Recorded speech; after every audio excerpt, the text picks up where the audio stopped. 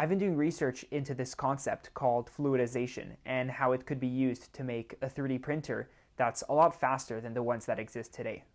Right now in powder bed fusion, which is the main way to 3D print metals, the speed of the process is bottlenecked by the time that it takes a roller or a blade to spread a new layer of powder. Well, actually, that's not completely true, because for most printers today, it's actually the lasers that are going too slow. But a few companies and researchers are already attempting to solve this by parallelizing the laser system. So let's focus on the spreading a new layer of powder is really slow problem. How slow is it?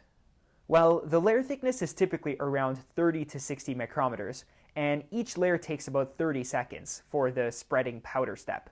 So if you wanted to print a 1 meter cubed object, even if you were to completely eliminate the laser sintering step, it would still take you 150 hours or 6 days to finish the print.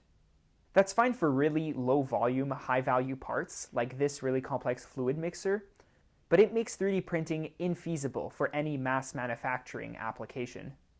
So here's the deal.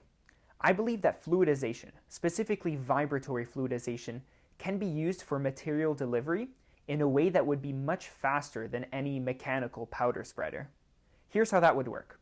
In 3D printing, there's this technique called stereolithography, where basically you have a laser system that illuminates the bottom of a transparent tank, and it selectively cures a photopolymer, and does this layer by layer, so you can kind of drag the object up as it's being printed. What I've been trying to figure out is, can you make metal powder behave like a fluid so that you can make a version of the stereolithography process, but for metal printing instead of polymer printing? To test this out, I created a 2D version of the setup, and I've got a vibration motor to shake the platform, and I'm using cornmeal for the powder. Let's see what happens.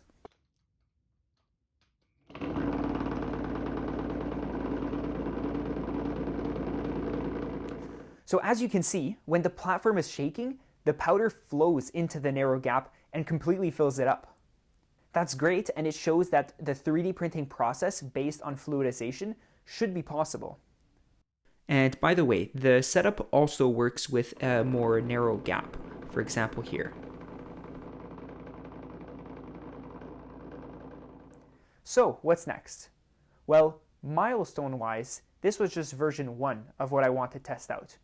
Really, the next step, version 2, is the most important, which is, can I make a real 3D printing process that actually works?